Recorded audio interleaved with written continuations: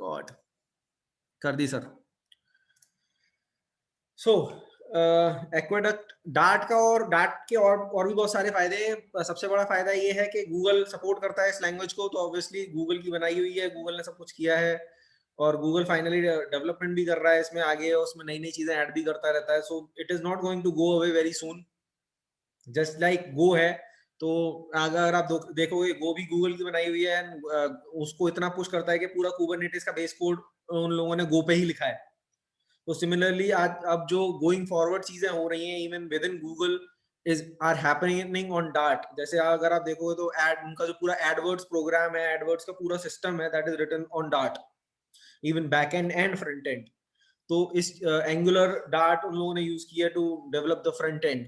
So going forward this technology is going to pick up. अभी इसकी जो वो है community is not that strong कि आप मतलब जैसे स्प्रिंग की कम्युनिटी है, it is like a million और सो स्ट्रॉन्ग, सो इतनी बड़ी वो नहीं है।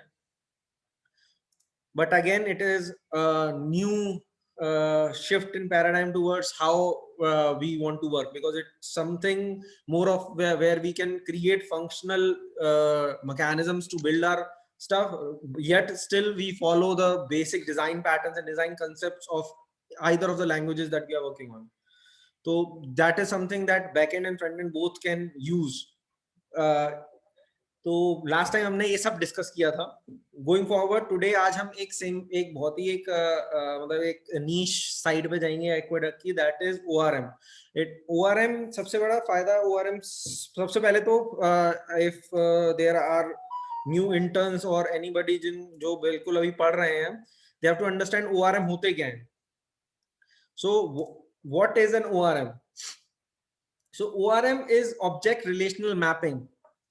इसका आइडिया सिंपल ये है कि when we are using object oriented programming, what we do is we map our objects. If agar Java, most of us are working on Java, so if we take a Pojo and parallelize that Pojo to a table and its fields, so each field, each column will relate to a single property within that Pojo. So that is the basic idea of object relational mapping, that we use the class structure within our language instead of writing SQL queries, which is cumbersome in its own way when somebody is an expert in Java and not expert in SQL queries. So doing this gives one of the most important features to any Java developer or core language developer, that you can test test whatever you have written. When you write SQL queries directly, they cannot be tested. But when you write when you write code, that can be tested easily, right? So that is one of the most important things when we work with object relational mappings. Secondly, object relational mapping is used in everywhere for fast development. This provides majority of the frameworks that come with object relational mapping actually have basic implementation already written within themselves. So you don't have to go out and write simple select queries, which again will take time. All you have to do is find or fetch a particular entity within the database. So you can see the example here. So we are trying to find a user by email, and this by default our Spring implementation, the Spring Data implementation gives us this method find by any property by default. So we don't have to write any query, we don't have to do anything, we just have to write find by and the name of the property, and we'll be able to find that particular entity within the database. We don't have to write any sort of query, we don't have to write anything else. And it is much more it does have an overhead, but on the level of developer, it does provides a level of security in the code quality. Moving forward, Aqueduct ORM. Aqueduct ORM is again is an ORM which is provided by Aqueduct, so that we can use it to connect to databases like Postgres or MySQL. It does not support any sort of NoSQL databases as of yet, which Spring and other frameworks do. one of the most important things here in this particular implementation that we see is that it will give you a lot of configurability in terms of wait a second. Yeah, it will give you a lot of configurability in terms of how you want to use it, what data do you want to get, what data do you want to select. It functionally provides you an ability to mix and match whatever you want to take from the database. Like if you go in Spring, a lot of the times what happens is on the basis of what model you have created, you are bound by what data the algorithm which is written on the level of Spring data will fetch is logged in. You cannot select or you cannot filter that data out very easily. You can only filter that out once the data has been fetched from the database, not before it. So here the good thing about this is that it will give you the power to select the entities to fetch from the database as well. That it will give you that level of granularity when it comes to selecting and fetching data from the database. Connecting to database is as simple as that. As you can see in this screen, all you have to do is create a get all your data models and create a managed context. So I'm going to explain a bit here that what it is written. If anybody remembers our application channel, the channel.dart file that we have in our Aqueduct Aqueduct package is the main file where the initialization occurs. So that is where before the isolate is being initiated, during the initialization, all this has to occur so that this particular context, managed context, is available throughout the isolate. In this particular implementation of ORM, what you have to do is you need two different things. First, you need the data models, and then you need the persistent store, and we save that those instances in a managed context, and that managed context will be used throughout the isolate to connect to run queries and get the data from the database. What are data models? So we are going to discuss that going forward. Here you can say persistent store is nothing more than an object of our own database. So what we do is we can connect to our persistent store using the credentials that we have, and we get the object of our database here. Defining tables. So defining tables is a bit different than what we do in other systems. Here we don't directly access the table or access the sort of what we can the direct data. So in Dart, if you put underscore in front of anything, that becomes private. So this particular class is private. This cannot be accessed directly. So what we do is we define it in this way, and then going forward, we define a managed object of that particular table, which is then passed to the managed context. What leverage that gives us is the ability to define transient and other type of objects or other type of properties within the exposed class, which is the article, which will not be used in the translation to when it goes back to database. This is a bit of a advanced concept when you go into this particular implementation of ORM, but once you get a hang of it, it becomes very easy to generate transient data.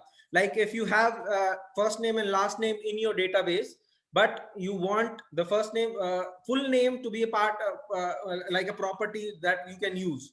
So all you have to do is access the first name and last name in from the underscore article class and define a transient property in this particular article class, which is a managed object. Moving forward, modeling relationships. If anybody has worked with Spring data, this is quite easy to understand. That we use annotations in order to define what are the relationships between two different tables. You can see in this example that a country can have two different ways of defining cities. Like one is has one and one is has many. So in has one, you can simply define that a country has a capital, and in one has many, a country has multiple cities. So all that is defined by the at the rate relate annotation, and in the argument of that annotation we pass the name of the name of the property in the other class, which will define the relationship between the two classes. If you have any questions by now, please do ask, because आगे फिर confusing हो जाएगा. Okay, I suppose they're not. Let's play with some queries. So queries are very easy in this. If we understand, if you understand chaining a bit, then these queries are very straightforward. What we do is we simply take a query object, a generic query object, and we define the data in it, and simply run query.insert. All these methods are available within the library of Aqueduct ORM, and we don't have to do anything other than defining these in the given particular fashion that they have provided. So these are the two ways to insert. Like for one is directly using the context object to insert to initialize the data, or using the previously defined objects to push into the database. So first one, in the first one, you are simply defining the values at the time of defining the query, and the other one you are giving the object to the query. Here, if you see again, the beauty of Dart comes in where we are using the predicates to the where, the equal to. That is what is very easy to define. The queries can be the queries, like in Spring, we have Spring Data, we have methods to do stuff, right? We cannot write custom queries, or either we have to use the Hibernate again, which will again which has its own learning curve, which is huge. Using the custom queries and prepared statements in Hibernate itself is a art in itself. To whoever who has used it must know that it is not very easy to write good prepared statements and custom queries within Hibernate. So here all you have here you don't have to understand much in terms of how database work, how these queries are structured, because they are very straightforward. So in the Lambda, you can say in this closure, you can see that we are defining that user's ID is equals to 1. So you can be user, because again, this is an example. So u is user equals, and we are saying that user's ID should be equal to 1. And then we are updating 1, right? Update 1. That update 1, what update 1 does, that it will only update the a single row. If you have to update multiple rows on the basis of this, on the basis of a particular query, then you have to run update. Update 1 will only update one row in the if you try to do that, if it matches multiple rows, it will throw an error to you, exception, validation exception. Going forward, again, this is the same. This is here we are deleting instead of updating. It is almost same. Fetch is a bit unique here. So because again, if you see these particular examples are nothing new. They are particularly same to what you are doing before. You are using the same methods. But one thing that is very unique to this Aqueduct ORM is that no relations are fetched by default. Like if you have two different class tables, right? So and they are related by a relation. So by in majority of the ORMs, when you fetch the data, the relations are fetched with it. That does not happen in Aqueduct ORM. So that gives you a level of configurability of while running the queries, what do you want to fetch, right? So if you want to fetch a particular relation, all you have to do is join the object to that particular query, and you will be able to fetch that particular object from the database.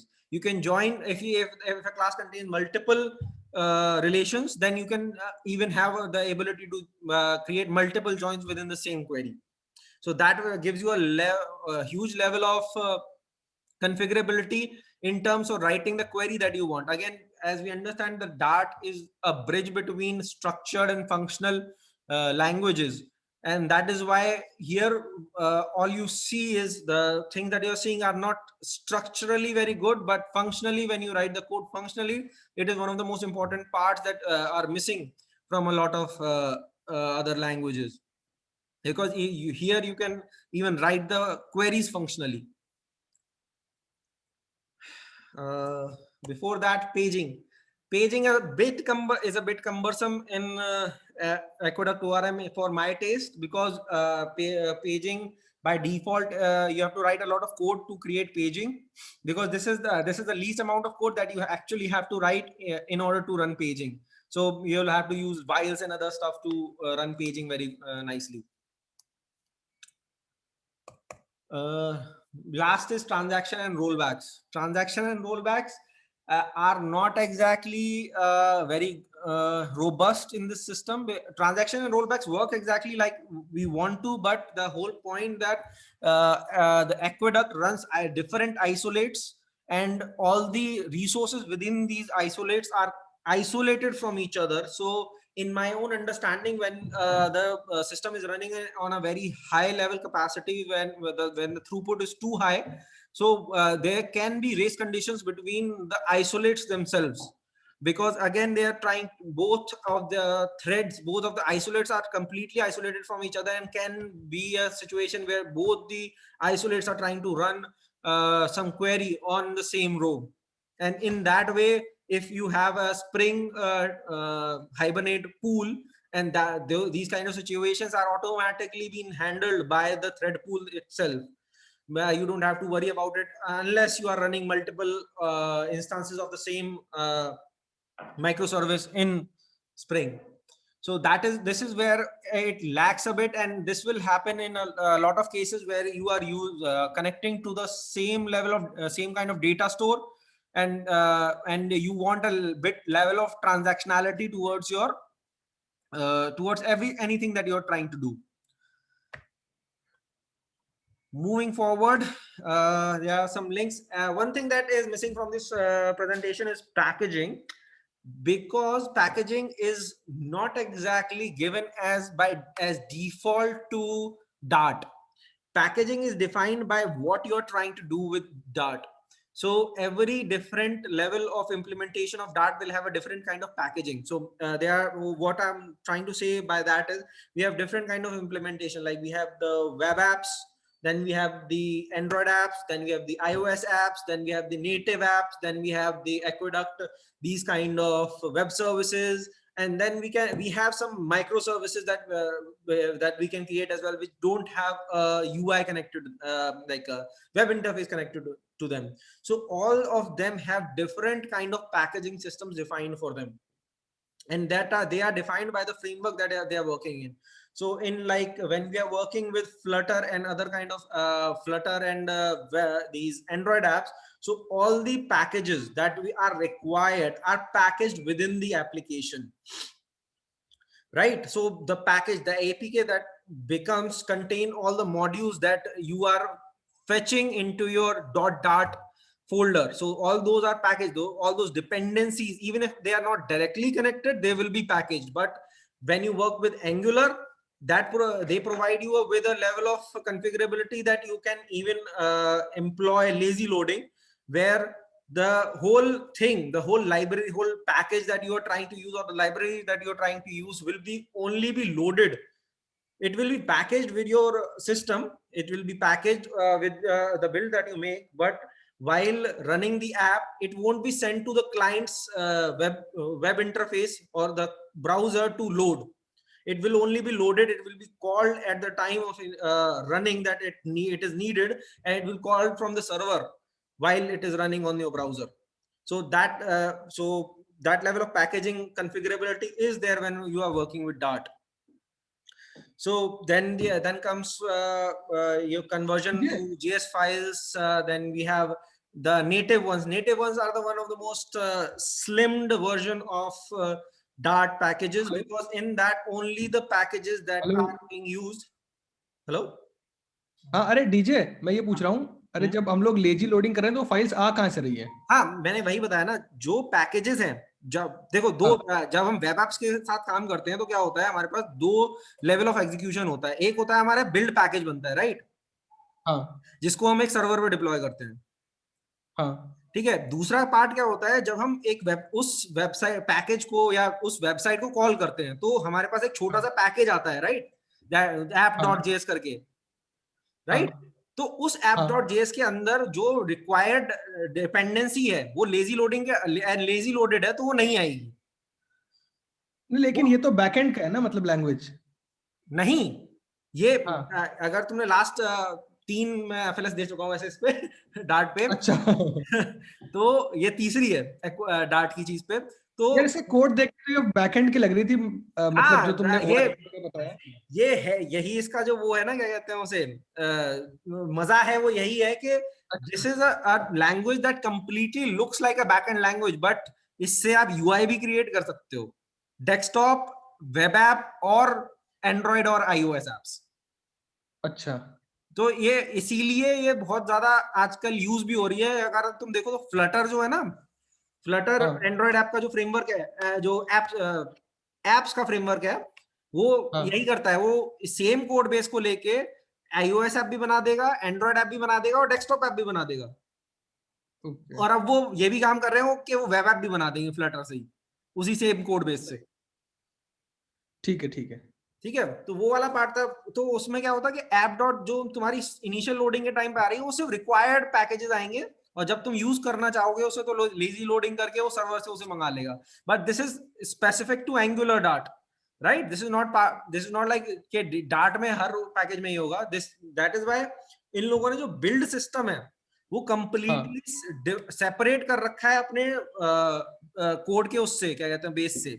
Like तुम build directly इससे नहीं कर सकते dart से। तो वो dart अलग में, से सेटअप करना पड़ेगा, अगर मान ले मेरे पास कोड बेस है तो मैं अपना बिल्ड टारगेट डिफाइन करके उसके हिसाब से सेटअप कर लूँ अपना हाँ बिल्ड बिल्कुल सिस्टम। एग्जैक्टली। तो ठीक है दैट इज ठीक द है। पैकेजिंग। सो पीयूष भाई का लास्ट टाइम क्या था कि एक क्वेश्चन था कि जो एक्वेडक्ट में जो ये सारी ये जो डिपेंडेंसीज हैं, लाइक ये हम एक्स्ट्रा डिपेंडेंसीज डाल रहे हैं, जैसे ऑथ हो गया, ओआरएम हो गया, हाँ इस सब की डिपेंडेंसीज जो होंगी वो क्या कहते हैं उसे, इसके साथ पैकेज होके जाएंगी। एंड एक्वेडक्ट के साथ हाँ ये सच है हाँ कि हाँ वो पैकेज पैकेज होती है। This is a drawback, because उससे क्या होगा कि तुम्हारा पैकेज फालतू में ब्लोट होगा, even though you are not using them. अगर तुम सिंपली डेटाबेस से कनेक्ट कर ही नहीं रहे हो, एंड स्टिल दैट हाँ। Particular piece of code will be in your final package, हम्म।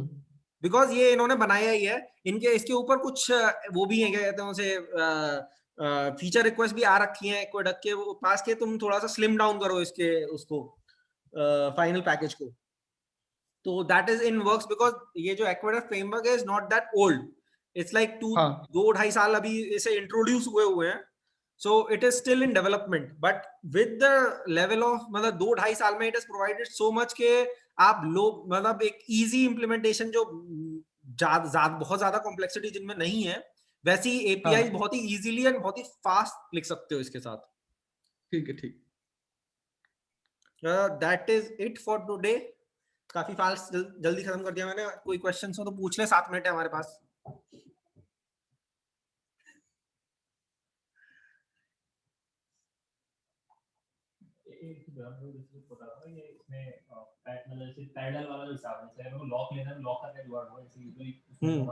ये लॉक्स इंटरनल है, इसमें आप एक्सप्लिसिट लॉक्स नहीं है, नहीं। इन लोगों ने अभी लॉक्स वाला सिस्टम इस पे भी है, वो बना हुआ है फीचर के लिए रिक्वेस्ट है, फीचर के लिए रिक्वेस्ट है। डॉक्यूमेंटेशन में पूरा, मैं कल रात को यही देख रहा था कि लॉक्स का क्या, अगर हम लॉक लेके पहले से काम कर लेते हो तो हमें दिक्कत नहीं आएगी। तो यहाँ पे जो ट्रांजैक्शन वाला था ना, ये इम्प्लिसिट लॉक्स लेता है, इसीलिए ट्रांजैक्शन यूज करना बहुत जरूरी रहता है जब भी इंसर्ट, स्पेशली जब कर रहे हो, फेलियर के चांस ज्यादा रहते हैं। इनका ओआरएम अभी again for something that is 2.5 years old, stable तो है बट फीचर्स कम है compare to Spring. Obviously Spring को 20 साल हो गए, अब 20 साल से स्प्रिंग तो और प्लस कम्युनिटी जावा की इतनी बड़ी है कि यू कैन नॉट कंपेयर ही नहीं कर सकते आप।